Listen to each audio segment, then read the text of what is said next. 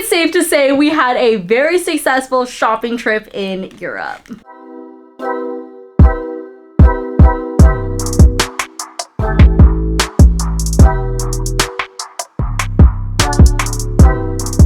Hi guys, welcome back to my channel. My name is Celesta. We talk about all things luxury shopping and handbags. If you love those things, make sure to subscribe, hit that bell notification. I post videos twice a week. Okay, so I feel like this is gonna be a rather long video, so grab a snack, grab a drink. I recently came back from London, Copenhagen, and Amsterdam. If you haven't seen those vlogs, I'll leave it in the description box below for you guys. But we had such a great time. I feel like we have lots to go through, so we're just gonna jump right into it. I wanna start with the Miffy store in London. I happened to stumble across the Miffy store in London, and I am so glad I did because they actually have like London exclusive items. Obviously, Miffy is Dutch, originated in the Netherlands, but I'm glad I stumbled across a store in London because they had exclusive stuff. This is what I picked up for my friend's child. You're gonna see a pattern here because a lot of the baby stuff is for him. He's like 1.5 and doesn't know what the fuck Miffy is, but it doesn't matter. His mom said he wants Miffy, so he's getting Miffy. Starting with these two waterproof bib-like things. It's cute. I don't know why you need sleeves, but I don't have a child, so it's fine. I did, however, get this little magnet for myself. It says Carnaby Street, and it has like the big iconic like red buses in London. And I thought this was so stinking cute. £10 for a magnet is like low-key crazy, but I did it anyways. It's fine. Super cute. And the last thing I picked up in London is actually tea for my mom. This is from Harrods. This is a new line that they have. This one is the celebration tea. It's kind of like a fruity black tea. I thought this was really fun. I think she would really like this. She loves tea in general. On top of that, look at this container. I mean, she's absolutely stunning. Over to Copenhagen. Copenhagen has a lot of fun and whimsical and quirky stores that have just like a mishmash of like random stuff. But they use the Danish krone. They're not part of the euro like currency. And I don't know if it's the US dollar conversion to the Danish krone or if Copenhagen in general is expensive. But my God, was it expensive. I like didn't do much shopping there because it was actually really expensive. The food was expensive, shopping was expensive, everything was expensive. And that's saying a lot because we do live in a high cost of living area. So I feel like I'm already desensitized to certain things, but like brunch was like $70. So anyways, I did stumble across this store called Sueva. I think that's how you pronounce it. They have this like claw clip candy bar almost. So you pick a bag and the bag is a certain price, and then whatever claw clips, hair accessories you put into the bag, then you like pay by the ounce. I have no idea how much I paid for these 3 claw clips because I don't know what the Danish conversion is, but probably wasn't cheap. So I got these two are the same. These are little like light mint green claw clips. I got one for me and one for my sister-in-law,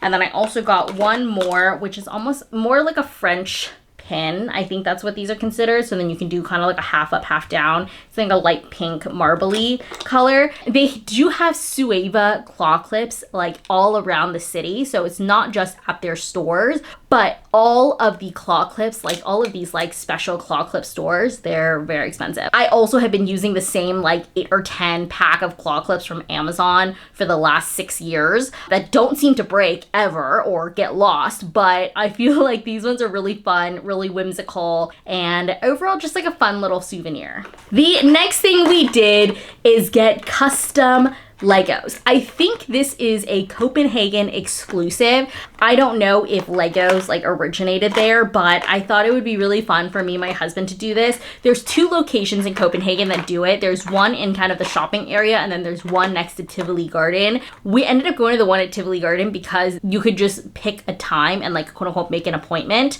And also our hotel was right by Tivoli Garden. It was easy to just like be able to hop in and do it. So this one is my husband's. It's hard to see, so I'll see if I can insert a photo. You get to design like the shirt, and then you pick your head and the hair and the pants and like little accessories. And then he's holding like a little laptop because, you know, clickety clack tech bro.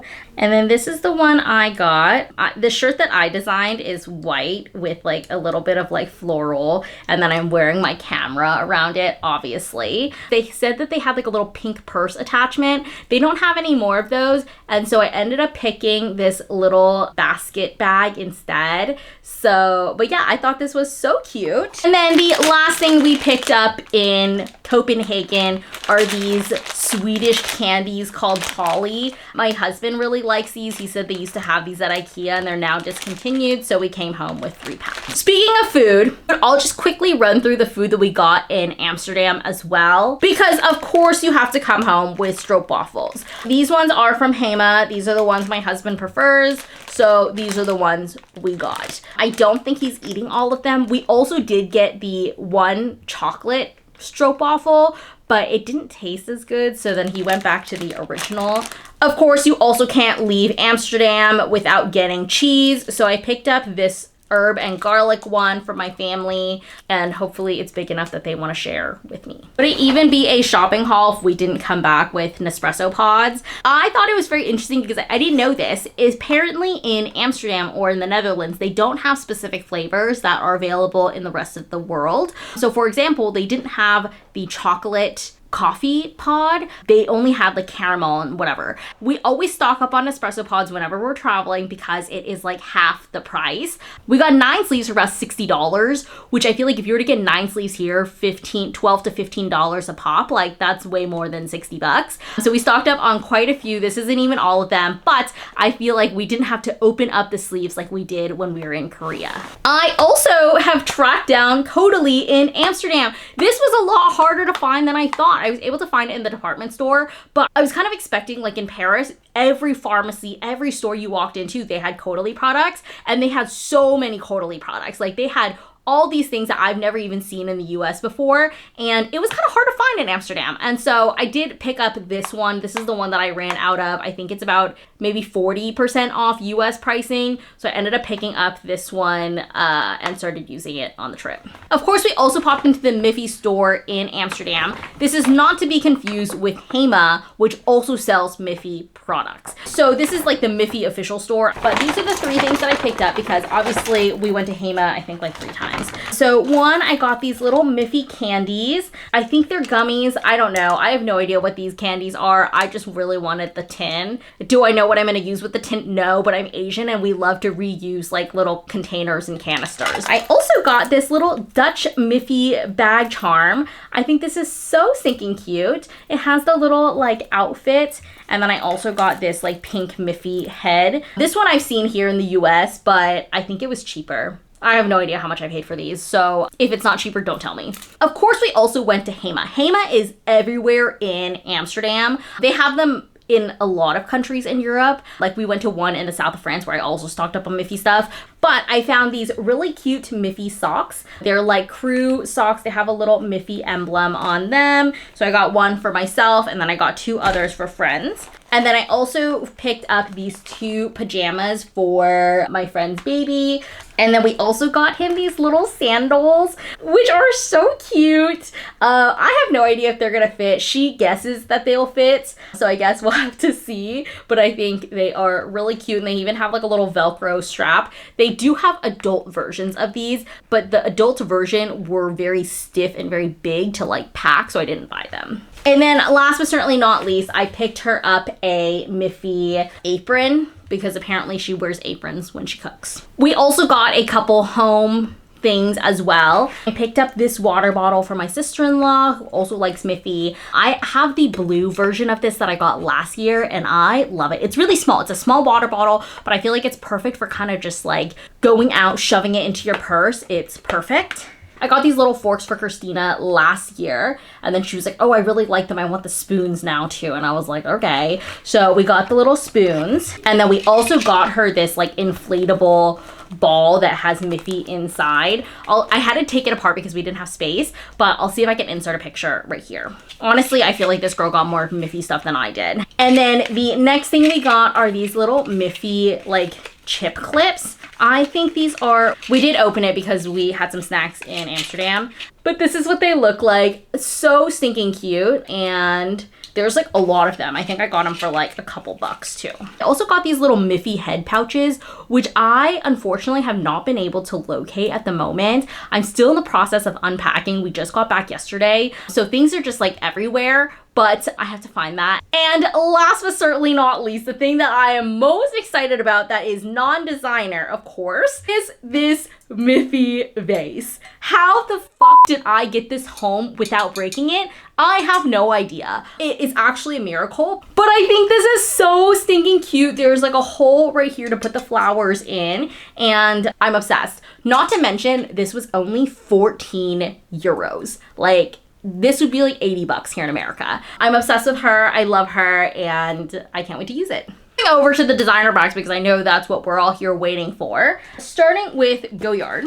I went into this thinking if they don't have it, then it's not meant to be. I also went in with the idea that I wanted to get the limited edition like corally pink one. Even though I kind of knew deep down that it wouldn't be the most practical and it wouldn't be the most versatile bag, but I was like, you know what, like if they have it, then it's meant to be, and if they don't, then it's my sign to get a neutral color. So this is the one I ended up getting. There's a Goyard boutique in London. It's actually the biggest boutique in the world, which is crazy because that boutique is still really small. Like, I think about like, you know, Louis Vuitton and having these like large flagship stores that have, you know, several floors. No, it was a really, really small store, but we didn't have to wait long, and I feel like the staff was actually really helpful.